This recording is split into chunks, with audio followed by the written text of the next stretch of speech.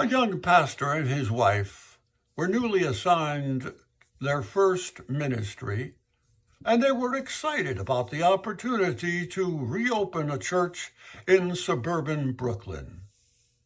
It was quite run down and needed a lot of work. They set a goal to have everything done in time to have their first service on Christmas Eve. They worked hard, repairing pews, plastering and painting walls, and on December 18th were ahead of schedule and just about finished.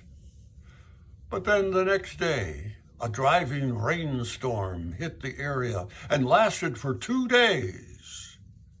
After the storm, the pastor went back over to the church, and his heart sank when he saw that the roof had leaked and a large area of plaster about 20 by 8 feet had fallen off the front wall of the sanctuary just behind the pulpit.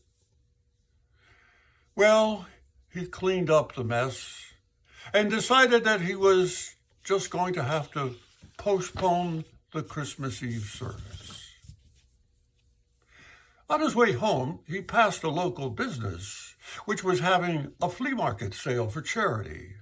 And so he stopped in, and one of the items was a beautiful handmade ivory-colored crocheted tablecloth with exquisite work, fine colors, and a cross embroidered right in the center.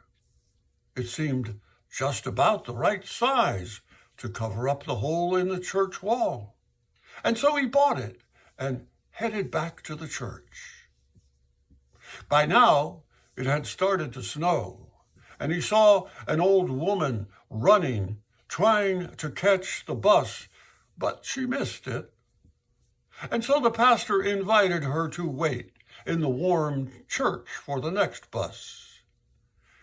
She sat at a pew and paid no attention as the pastor got a ladder and hangers to put up the tablecloth as a wall tapestry.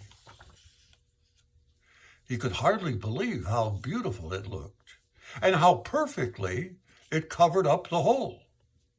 And then he noticed the woman walking down the center aisle. "Pastor, where did you get that tablecloth?" she asked him. The pastor explained, and the woman asked him to check the lower right corner at the bottom to see if the initials EBG were crocheted into it there. And indeed they were. They were her initials. She had made the tablecloth years before the war in Austria. She explained that when the Nazis came, she had to flee. Her husband was to follow her the next week, but she was captured and sent to prison and never saw her husband or her home again. The pastor wanted to give her the tablecloth, but she said no. She told him to keep it for the church. To show his gratitude, he insisted on driving her home. She lived on the other side of Staten Island and had been in Brooklyn for just the day for a house cleaning job. What a wonderful service they had on Christmas Eve. The church was nearly full. The music and the spirit were great. And when it was over, the pastor and his wife greeted everyone as they departed. And many said that they would return. One older man continued to sit in one of the pews and just stare.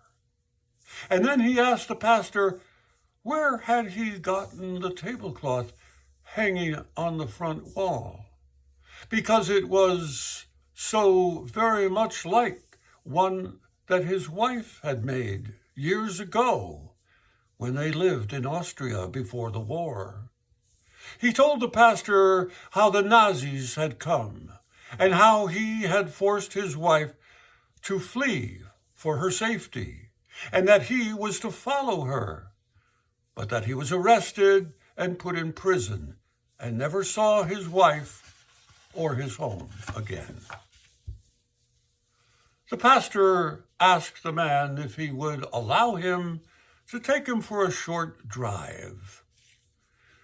They drove to Staten Island and to the house where the pastor had taken the woman 3 days earlier. Helping the old man climb the 3 flights of stairs to the woman's apartment, they knocked on the door, and when it opened, he saw the greatest Christmas reunion he ever could have imagined. My hope is that during this upcoming holiday season, you too may experience similar moments of unexpected joy. I'm Larry Johnson.